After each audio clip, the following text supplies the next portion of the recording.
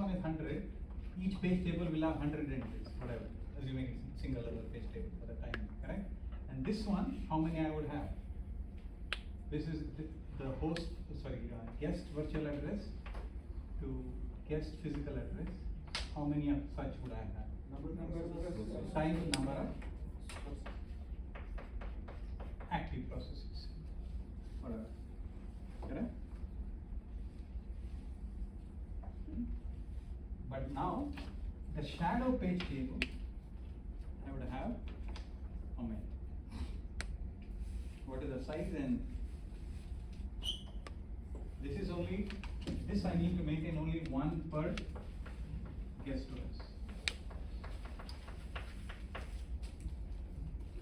But the shadow page table has to be constructed for every process across this. So keep that in mind, that's all. This data structure is small, but the shadow page table for every process, for every corresponding CR3, I'll have to maintain one. Okay? So for every one PT, there is one corresponding shadow page table.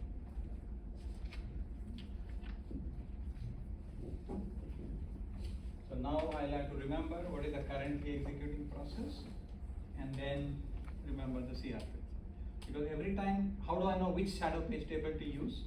If I know what is the currently executing guest operating system, all I have to know is the index into CR3, whatever it is. So CR3 will point to different PTs, correct? I know which CR3 it is pointing to. I'll have the corresponding shadow table per page table CR3 value. If CR3 points to 0, I'll have one shadow page table. If it points to 1, I'll have another. So every time you context switch, you come back to me, you tell me what is the new CR3, I'll know what is the corresponding shadow page table. And this I will maintain on a per guest OS basis. Okay. Now, coming back to the same here, remember we already discussed how do I retain memory. I can swap entire guest OS out, or I can do a lot of policy-based decisions. I don't want to go into too much of details, but there is one interesting issue that will happen.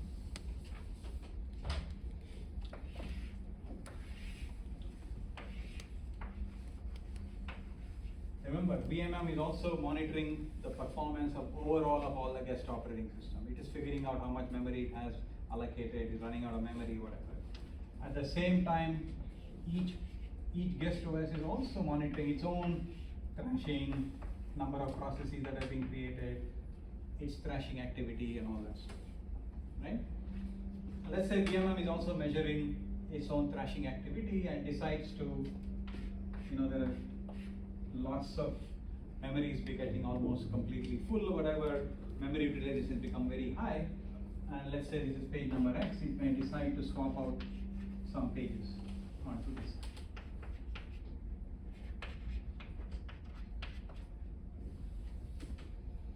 Okay. Now, VMM just decides some physical page number. It doesn't know for what, which operating system it's, which guest OS, which process is using it. All it knows is, hey, I'm running out of physical pages, I'm going to swap this page out. At the same time, this guy is also measuring his own thrashing activity, and he feels that the performance of this, whatever this guest OS is going down, he may wants to swap certain process of them. Okay. So now you have swapped, this X is no longer there, so that means the invalid bit will be 0 for that particular physical page.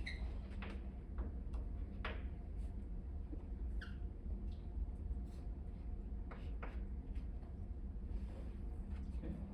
But now, this is your host virtual address or guest virtual address to guest physical address.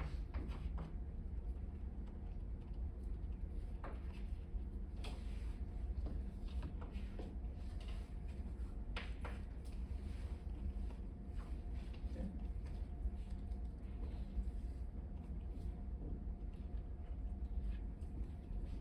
But remember, this 6, right? According to him, as as far as he is concerned, he thinks 6 is there, correct? The valid bit for 6 is 1 for him. Because 6 is a guest physical page, is quote unquote virtual. The mapping is kept here between the guest physical page to host physical page, but the host physical page is not in memory now. So so this guest operating system, he's seeing a lot of crashing activity. He wants to access this page, right? So you try to do 6 goes to X, and he wants to basically access that page to basically put it into some free list or swap list. So he wants to put page number X to swap list. Guest number page is nothing but physical page number X, but X is not there. That will be a page fault. So what the operating system doesn't know why he's trying to access this page. Sorry, the VMM doesn't know why he's accessing it. So this guest operating system wants to move this page into some swap list. He tries to access it, it's no longer valid. So basically the VMM says page fault. VMM brings back in X back to memory and makes this valid bit 1. Now, immediately, this guy said, hey, please push it back to swap list. Right? So the reason is that who should decide when to reduce the pool free list or compress the free list, whatever, of all the pages that are there. If the VMM does that, then he has no knowledge of why the particular page is being used. It could be give a move to swap list, free list, I don't know. You just moved it out, and the guy will say bring it back in, which again he will move it out. So this is what is called as double paging. Okay? And this will happen because the VMM may not know what individual user or individual guest operating system is trying to do with respect to those pages. So what is the idea? What you want to do is you don't want VMM to be involved in swapping those pages. You should leave the guest OS itself to do that, because guest operating system knows which pages are not. But how do I force the guest operating systems, right? Remember, right now, each one may have good performance, but all together combined, I'm not seeing good performance. But the guy who can figure out that overall performance of all these guest operating systems that is running on this hardware is not good is VMM. At the same time, if it makes some decisions without letting these guys know, it will result in this horrible double paging. So now what I should do, you can measure this. You are measuring that the overall performance of your memory, you are getting a lot of page in, page out activity, you are swapping pages in and out, you are running out of memory, etc., etc. So the overall performance you can monitor based on your page in, page out activity seeing at the VMM level. But you don't know how to evict pages. So what this VMware, very smart, very nice idea, they come up with this idea called ballooning. So what do? You create a virtual or a fake device, /dev/null, whatever. The VMM will create one virtual device for each one of those operating system that is running there, and temporarily inflate requests per pages in that particular operating system. Okay? So what I will do is I'll balloon them. So I have this /dev/null, I'll just do a malloc on it, on that particular operating system only. So when I ask Linux to give me more and more pages, what will Linux do? It will swap out pages, right? So what I will do now is to basically tell each one of you guys, I'll create a dummy device and inflate the balloon, or basically do a lot of malloc on that particular device. Now, each user will feel, each operating system will feel memory pressure. And then it will move it to swap whatever it will do. I will not be involved. So the VMM will not be involved in swap out, swap. So basically what will happen is when I artificially create page inflation, one of these guys will say, hey, you know what, there is too much swapping. I will take over and I will say, hey, move all these guys. And similarly, when enough memory is now available, then I deflate the balloon. I do free on that null dumb device. Okay? So this is called ballooning, that is done in VMware. Clear? Why? So basically all you are trying to do you are taking away that you are letting the individual guest operating system decide which pages to swap.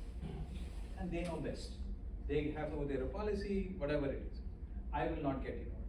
I will only get involved in creating this artificial demand when the thrashing becomes some high threshold. So here the VMM tries to make the guest OS allocate more memory. Not allocate more memory, swap out some pages. But how would the guest OS know that there is an increase in memory? Oh, because the thrashing, right? So it has its own page fault rate. Correct. Each OS is calculating its own page fault rate, and when the page fault rate exceeds some high watermark, it will do swap out. It will swap either entire processes or swap a lot of pages, etc., etc. So remember, it's not just going to swap out just 3 pages, right? It's going to swap out a lot of processes. When it swaps out processes, a lot of pages will get rid, because you're talking of entire process being swapped, out, swapped to disk. So therefore, is each one I can increase a little bit of demand, and then if it becomes above the threshold, it will swap entire process out. One process may include 10 pages or whatever at a time, right? So if you swap 5-6 places, you are freeing up 60 pages, so to speak. That's good enough. And now as the overall global thrashing rate falls below a low watermark, I can deflate the balloon. I can just free up those null devices. And if it's normal operation, this will be not at all deflated. So I will have something like a low watermark, high watermark, and a low watermark in terms of thrashing rates. As soon as it hits high watermark, I start inflating the balloon, or just creating some dumb device and saying. So now what will happen? These individual operating systems will swap a lot of processes out. When I process it out, hopefully it will hit maybe enough memory, I'll release, I'll hit a low watermark, then that's basically to avoid double paging. Yeah. Professor, what do you mean by null devices? Remember, this is a dummy device, right? You can create any device that will require some I/O buffer, for example. Okay? So what do you mean by device? Device meaning some whatever, /del/ IO device, right? Because remember, this is being created by your VMM or hypervisor, correct? When I mean device is that some file, right, memory map file, any memory map file will require memory. Right? Think it that way, right? But I want to ask for physical memory. It's not an IO device. So basically, some memory map file or whatever, lack of a better term, people in the OS community call this a null device, /del/ null. And that null device will require some amount of IO buffer space. And I will ask for some X number of pages for it. So whenever I'm asking more memory for a device, because remember, it's not on a per process basis. When I create a null device, it's in the operating system purview, right? An operating system. So this device is, when I create a device, the OS allocates data structures for the device. It has input-output operation, it has AMA buffers, it has memory pages, etc., etc. So a new device, quote unquote, it doesn't exist, it's just a null, correct? It just says, hey, I have created a new device, I need 1 gig for this, for buffer space for this. So the operating system will create that amount of buffer space for that particular device. Just to fill up the space. Just to balloon. But won't it waste pages by? Yeah, it will waste in the sense you are asking for demand, right? You may not allocate it. Remember, these are all, I won't access it. You're just asking for it. It doesn't have to be actually allocated, right? So present will be 0. Exactly. It's only on demand, so we don't have, it's not that it's not being used by anybody. You're just saying, hey, I need X pages, but you never access it. That's the loop. Okay, so this is, and of course there's a whole policy about which one should I balloon everybody, balloon somebody, again that's a policy.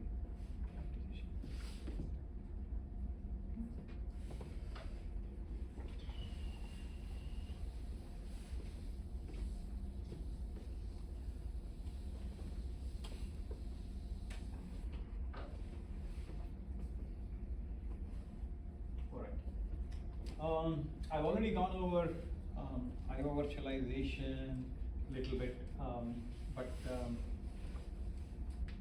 I want to go over this device pass-through. Okay. Handling interrupts in a virtualized environment is a little bit difficult, but I want to make sure that you understand what's the difference.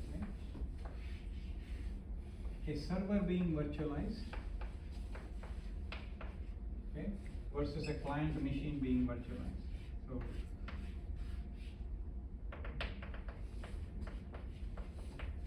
all that stuff, right? So typically, a server, nowadays at least, hardly has any I/O devices apart from network interface card. It will not even have a disk. Maybe it will have a read-only memory or some flash, so that it can save some storage. Everything is remotely on the cloud. It will be a NAS or a SAN, whatever. Right? A typical server has very few I/O devices. Keep that in mind. And on the side, client side, you have mouse, loudspeaker, microphone, all the headaches. So everybody can interrupt. It's a lot more difficult to handle that. Keep that in mind. But even if we did, so what do we have to do?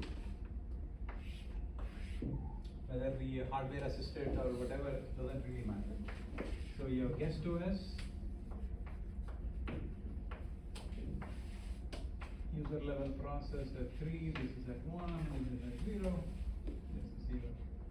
VMM/hypervisor, host OS, doesn't really matter.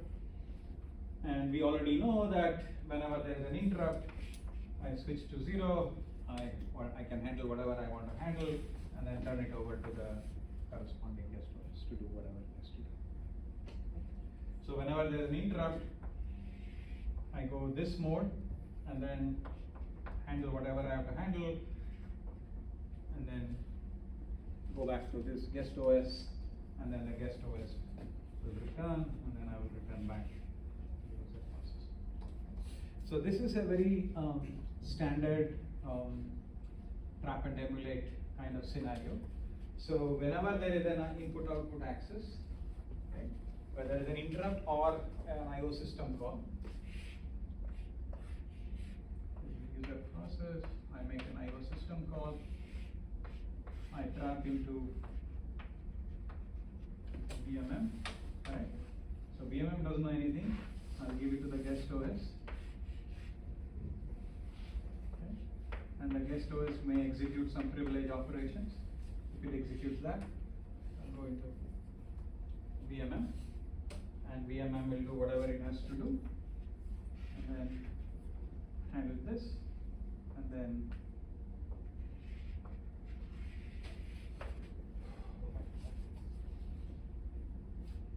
alright.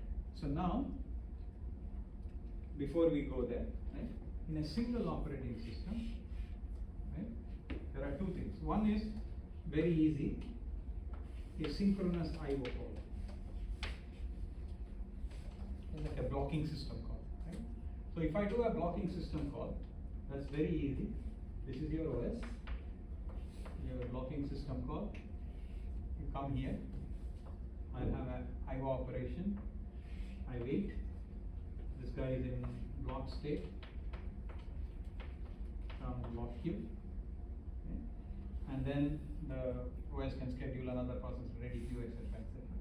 So that guy is in a block state, and then when the I/O completes, all I have to know is which process I need to wait on. Okay? And that is very easy because when I make the request, I would have said for each process ID, please put your status in some location 2. This is PID equals 14.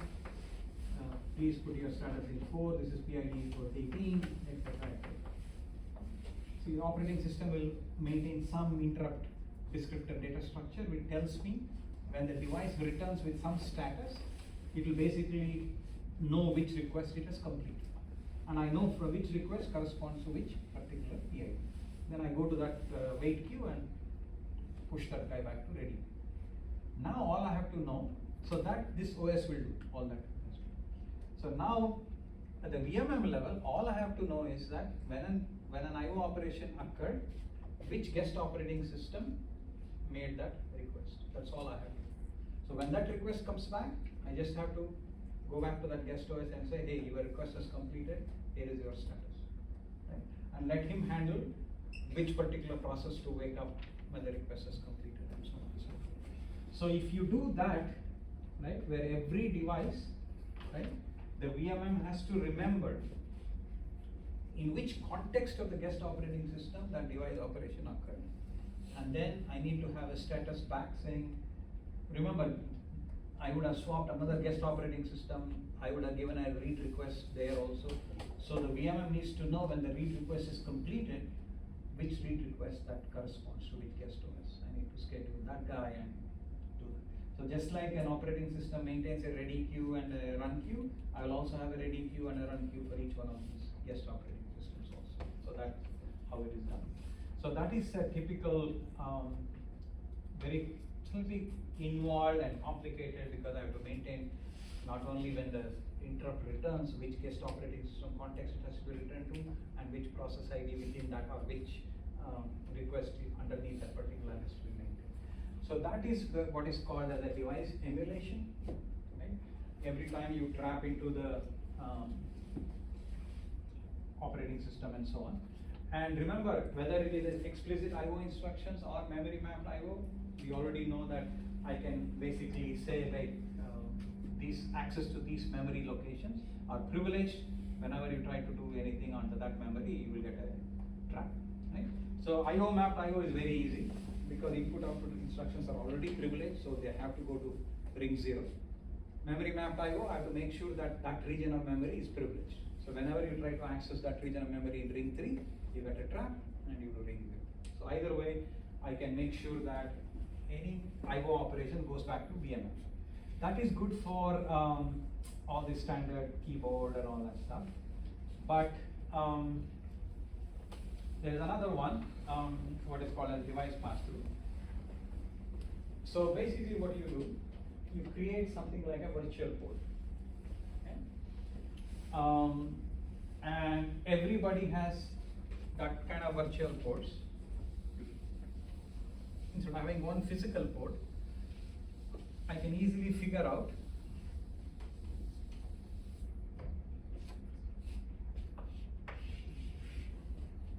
let's say this is a keyboard. Yeah? Typically keyboard is connected to your whatever USB or whatever port, correct? But now that is if I only have one physical host machine, operating system, I'm done. But now I have multiple guest operating system all connected to only one device. So I need to know when you press whatever X, whether it belongs here, here, here. So what do? I create different virtual ports here.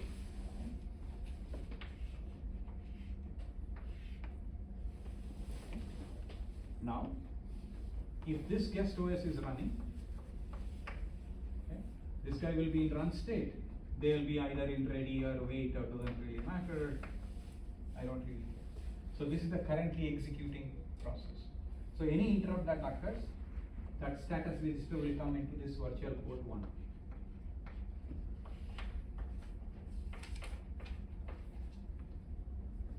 Okay. So in that context, I will already know if you hit a keyboard here, right? It will only come into the currently executing guest OS. And I'll take care of that. Okay. So for every device, depending upon how many guest operating systems are there, all these devices have some port numbers. Right? So I will have basically convert into virtual port numbers. I'll be one virtual port number per guest OS. And whoever is running, I will. Same thing with an asynchronous call as well. Remember? So suppose this is for synchronous. What if I have a disk? Okay. Disk also, I will have the same thing. I will have a virtual port, and I will ask this guy to whenever this request is completed, put it in virtual port buffer, virtual port buffer. So I know which operating system gave the request. When the answer comes back, it will be on that particular virtual port. So I know which particular guest operating system context I have to give the result. Okay? So this is basically what is called as device emulation. But there's another interesting one where I'll show you one.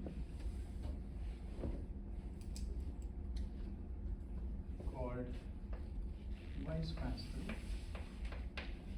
So this is lots of hardware, virtual board and all that. But this is good for keyboard, disk, all the devices. But luckily for servers, there is something called device pass-through. Okay?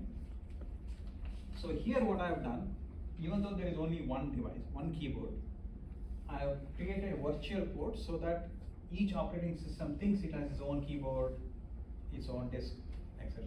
Right? That is fine. But what I could do is, without even doing this, there are nowadays, this is called, the name for that is somewhere over. Forget the name. Yeah, single root.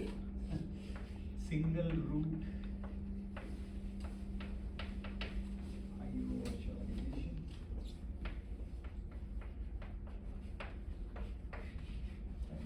So all these network interface cards in hardware are pretty much aware of virtualization.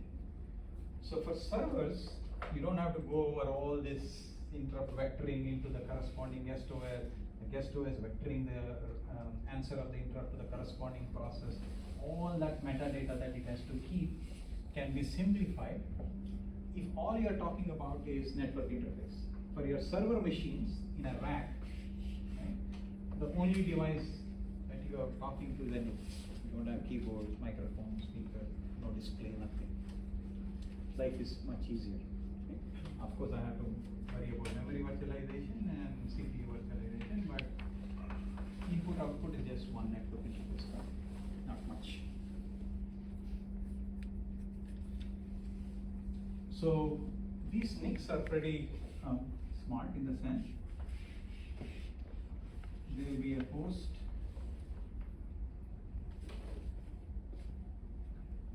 function. This is called physical function. Just like virtual ports, they have virtual function.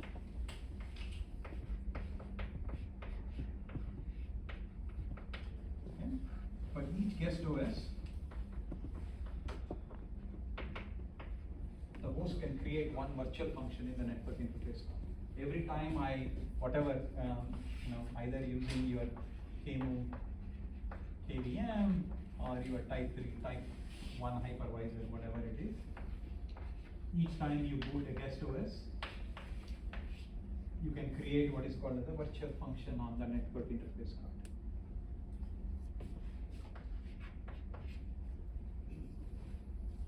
So depending upon how many guest operating systems you boot, you can create one virtual function on top of the network interface card. Okay, that's it. Now, automatically, the network packets will go through this virtual interface, even though there may be only one physical interface getting out of the network interface card. What does it mean? All the gory details of MAC address. So what should happen, correct? So now each guest OS in a traditional environment, right? If I have one OS running on a piece of hardware connected to a network, it has a MAC address, and then it could have either one or more IP addresses mapped to this MAC address.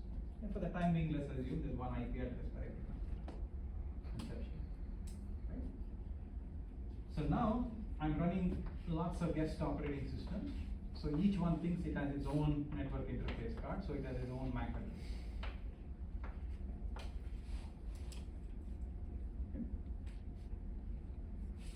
So there's a map to IP mapping, etc. So now, because all this is automatically handled in hardware, as soon as you boot, there's a virtual function. That means it's a virtual network interface card. It will already come up with some MAC address for this. So each guest OS thinks it has its own MAC address, which is true. And then the host will have one real physical MAC address to which the ARP will respond.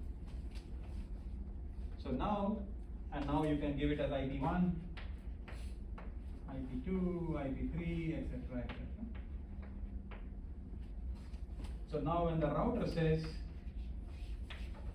I have a packet for IP3, okay, this network interface card will automatically ARP for this MAC, whatever this corresponding MAC. If you want for host, it will ARP ARP response will involve this MAC address. But however, if somebody is asking me to send a packet to IP3, it automatically ARP response will be to this MAC. You don't have, VMM doesn't have to do anything, guest OS don't, automatically it's taken care. So now any packet addressed to IP3 will automatically come to this guest OS IP4 network. So basically what you have done, you have divided the device into different pieces and they all appear to be uniformly available.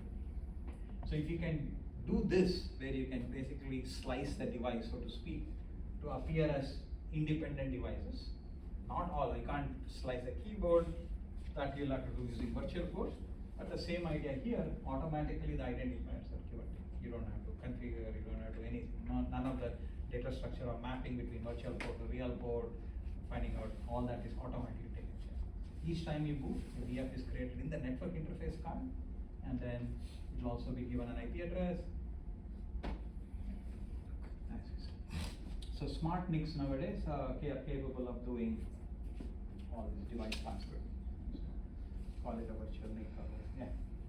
How does this source distinguish between multiple IPs, that is this multiple NICs, multiple virtual NICs? How does the source distinguish between those? Like, I believe for source IP address should be the same, but MAC address should be different for all. There are a lot of other, those are all, lots of other tricks are done. You can do, you can ARP for multiple ARP, you can ARP for this guy, right? And looking at the IP address, you can figure out which MAC it is. For example, the one, typically what I would do, without all these network virtual functions, you already know that IP1, IP2, IP3, IP4 are all there, right? What you do is you do what is known as proxy ARP.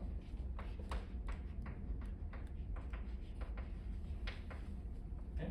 So somebody, the router is asking, hey, is anybody with IP3 there? What he will do is, yes, I am there, this is my MAC address. He will do. Okay? So it will come here, and then internally, you reroute it to, you act as your own bridge, so to speak. Internally, you give it to the right side. That also. So there are a lot of tricks done at the network interface level. I don't want to go into the details, but yeah. Okay, so I wanted to do para virtualization and all that, but it's okay.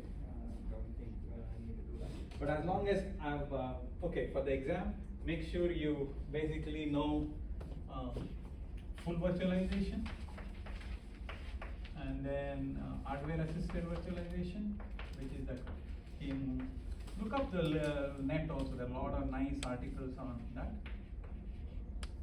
Understand CPU virtualization and memory virtualization and IO virtualization. This is the only thing that is not there in the book, as long as you are aware of the basic concepts that I have taught in school. Okay. All right, so I'll see you next Wednesday. You have your exam the first hour, and then you can prepare for your other exams. Do you have other exams after 14? Yeah. Okay. So finish my exam and then you can prepare for yours. Okay.